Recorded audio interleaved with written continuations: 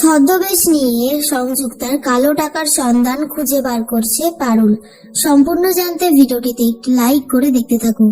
গল্পের শুরুতেই দেখা যায় পারুল আর রায়ানকে 1 মাস অবধি সময় দেওয়া হয়েছে পিওর লাইফ থেকে। এরপরে পারুল আর রায়ানকে অফিস থেকে বার করে দেওয়া হবে। তখনই রায়ান বলে, এবার তাহলে কি করব? সৌকর্য মানে রায়ানের বন্ধু রায়ানের জন্য 2টো চাকরির অফার নিয়ে আসে। আর তখনই রায়ান বলে, দেখ পারুল, আর এদিক ওদিক না ভেবে ওই কোম্পানিতেই জয়েন করে যাওয়াটা বুদ্ধিমানের কাজ হবে। কিন্তু পারুল তখন বলে, না রে রায়ান, আমি আর ওই তোর সাথে কাজ করব না। তুই আমার সাথে কাজ করছিস বলেই তো এত ঝামেলা। বেকার বেকার তুইও এই ঝামেলার মধ্যে জড়িয়ে গেলি।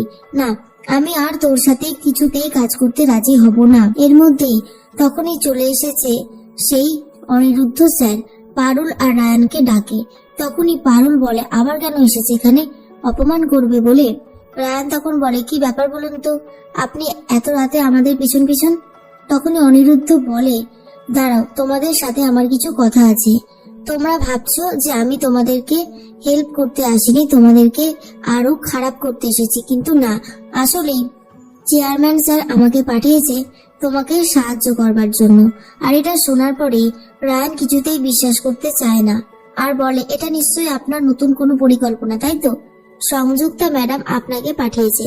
এরপরে অনিরুদ্ধ বলে, না, তোমরা ভুল করছো। আমি বলছি তো যে আমি তোমাদেরকে সাহায্য করার জন্যই এখানে এসেছি। এখন তোমরা বিশ্বাস করতে চাইছো না, কিন্তু এটা সত্যি। আমি চাইলে তোমাদেরকে প্রমাণও দিতে পারবো। এরপরে প্রমাণ দেওয়ার জন্য চেয়ারম্যান স্যারের কাছে রায়ান আর পারুলকে নিয়ে গেছে অনিরুদ্ধ। অন্যদিকে টগর জেনে গেছে রায়ান আর পারুলের চাকরিটা নেই। সেই হিসেবে মল্লারের মাকে বলতে থাকে যে রায়ান দা আর পারুলের চাকরিটা চলে গেছে।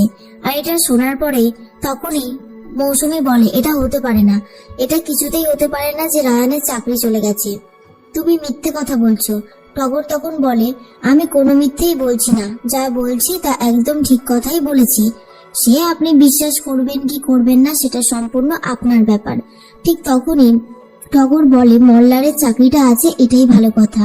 কাকিমণি বলে, দেখলি তো দিদি, বারবার নিজের ছেলেকে নিয়ে এত প্রশংসা তুই করে ফেলিস যে শেষ পর্যন্ত রায়ানের চাকরিটাই আর থাকলো না। তখনই রেগে গেছে দাদু আর বলে, টগর, ব্যাগপত্র গুছিয়ে নাও, কারণ তোমার আর এই বাড়িতে থাকা হবে না। তুমি যা শুরু করেছো সেটা আর মেনে নেওয়া যায় না। তুমি এইসব আউফাও কথা না তোমার কাছেই রেখে দাও, এগুলো আমাদের আর শোনাতে আসতে হবে না। তুমি ন্যাড়াগোয়ালে চলে যাবে। আগের বার ওই সংযুক্তর করা ভিডিওটা তুমি ডিলিট করে দিয়েছো, পারুলকে আর রায়ানকে বিপদে ফেলেছো। নিশ্চয়ই আবারও তুমি কোনো কলকাঠি নেড়েছো, আর সেটা আমি খুব ভালো মতন বুঝতে পারছি। তাই তুমি আর এই বাড়িতে থাকবে না। শুনেই টগর ভয় পেয়ে যায়। অন্যদিকে দেখা যায় চেয়ারম্যান স্যারের কাছে চলে গেছে পারুল, রায়ান আর অনিরুদ্ধ। তখনই চেয়ারম্যান স্যার বলে, হ্যাঁ, আমি অনিরুদ্ধকে পাঠিয়েছিলাম অফিসে। কি জানো তো পারুল, সংযুক্তার এই অবস্থার জন্য এক প্রকার আমি দায়ী। ওর মধ্যে এত কনফিডেন্স ঢুকে গেছে যে ও আজকে আমাকেও পিওর লাইফ থেকে বাদ দিয়ে দিতে চেয়েছে। এই পিওর লাইফই আমি নিজে হাতে কষ্ট করে একটু একটু করে বড় করেছি। আর সেই সংযুক্তা আজ আমাকে ওখান থেকে বার করে দিতেও দুবার ভাবলো না। তখন অনিরুদ্ধ বলে, স্যার আপনি চিন্তা করবেন না, সংযুক্তা যেভাবে আপনাকে অপমান করেছে তার ডবল অপমান ও ফেরত পাবে, আমি আপনাকে কথা দিচ্ছি। তখনই পারুল বলে, শুধু অপমান নয়, সংযুক্তা ম্যাডামের এত খারাপ অবস্থা হবে যে সংযুক্তা ম্যাডাম নিজেও ভাবতে পারছে না ওর জন্য কি অপেক্ষা করে আছে। এরপরই অনিরুদ্ধ বলে, স্যার আমি পারুল আর রায়ানকে বলেছিলাম, কিন্তু ওরা আমার কথা বিশ্বাস করেনি।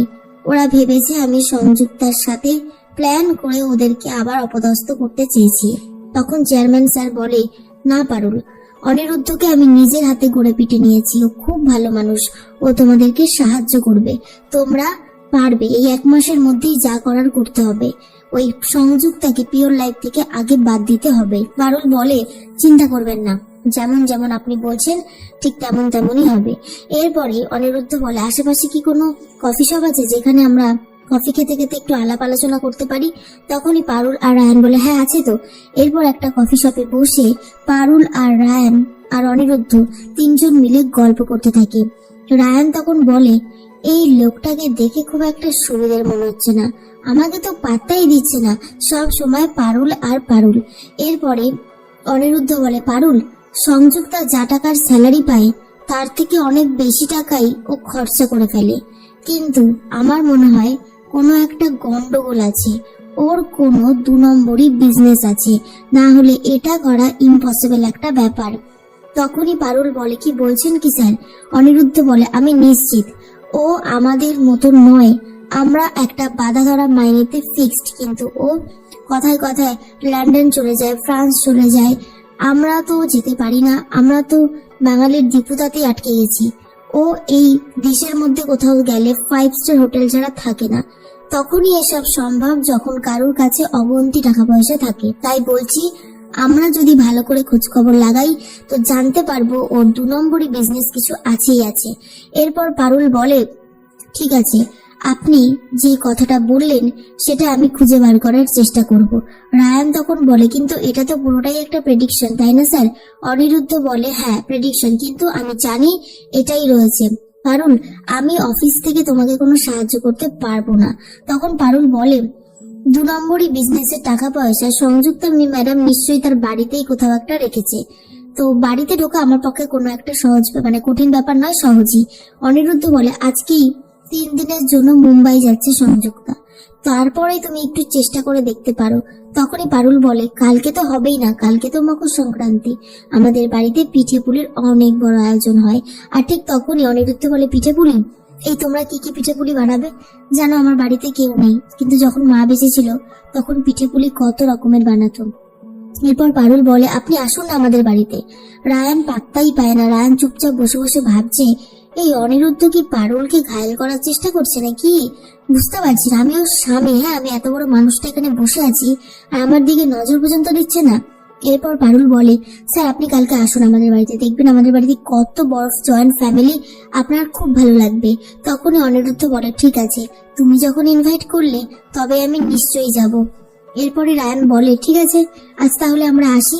এরপর পারুল চেয়ার থেকে উঠতে গিয়ে একেবারে পড়েই যাচ্ছিল, তখন অনিরুদ্ধ ধরে নেয়। আর এইসব দেখার পর রায়ান বলে, শোন পারুল, এইসব অনিরুদ্ধকে হাঁটা, আমরা তো দুজনে মিলেই সব কাজ করতে পারতাম, তো আমরা দুজনেই করি না। কিন্তু পারুল বলে, তোর আবার কি হলো? কি যে তুই বলিস না রায়ান, দুজন মিলে সম্ভব না, এখন তো আমাদেরকে এমনি বার করে দিয়েছে, অনিরুদ্ধ স্যার থাকলেই আমাদের সুবিধাই হবে, এটা অন্তত একটু বোঝ। কিন্তু রায়ান পারুল আর অনিরুদ্ধকে কিছুতেই একসাথে দেখতে পারে না, সেই জন্যই এই সমস্ত কথা বলতে থাকে। অন্যদিকে পারুল সংযুক্তার বাড়িতে গিয়ে সবকিছু সার্চ করে সংযুক্তার 2 নম্বরই টাকা পয়সার বিজনেসের হিসাব রাখতে চাইছে আর প্রমাণ জোগাড় করতে চাইছে পারুল।